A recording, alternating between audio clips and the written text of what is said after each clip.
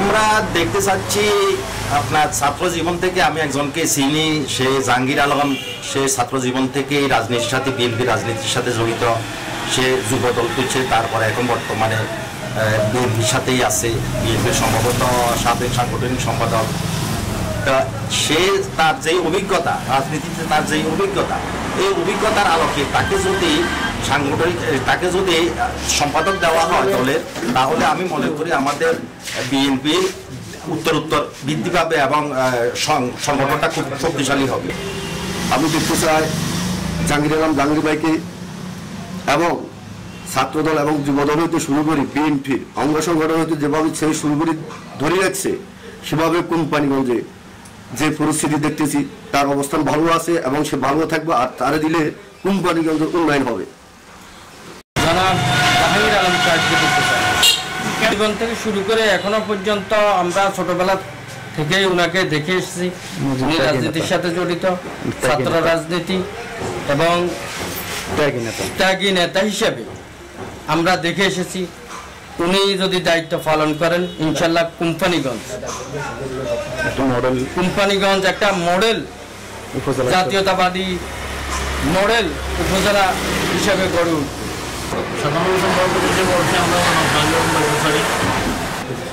আমি আমার ছোটবেলা থেকে নীতি আদর্শ দেখেছি।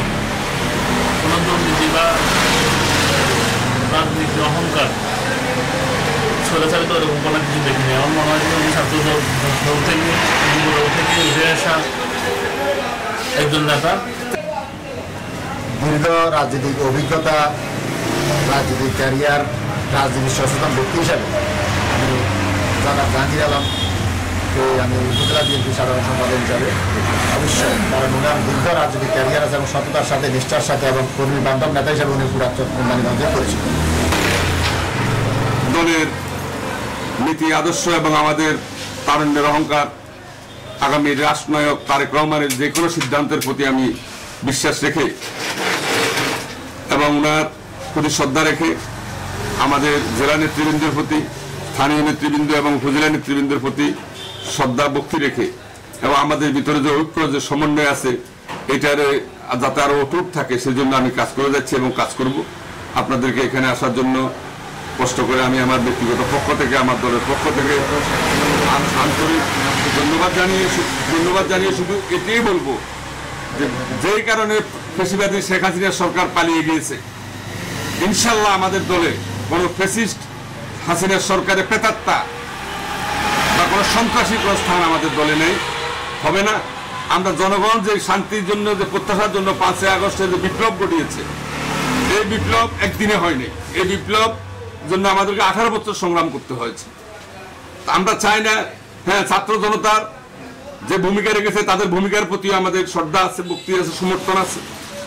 আমাদের এটার অগ্রনায়ক আমি বলবো আমাদের তারেক রহমানের নির্দেশে সরকার, ফ্যাসিস্ট সরকার যেভাবে পালিয়ে গেছে, অতীতে ভবিষ্যতেও যদি কেউ জনগণের বিরুদ্ধে কোনো অবস্থান নেই, কোনো সন্ত্রাসের আশ্রয় নেই, তাহলে আমাদেরকেও সেজন্য জনগণ ক্ষমা করবে না।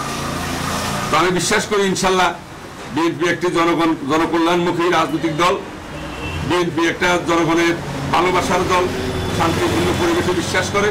তো আমরা আশাবাদী ইনশাল্লাহ যা আগামী সম্মেলনের মাধ্যমে আমাদের যেই কমিটি আসবে, আমরা সকলে সেটাকে মেনে নিয়ে কাজ করব। সকলকে ধন্যবাদ।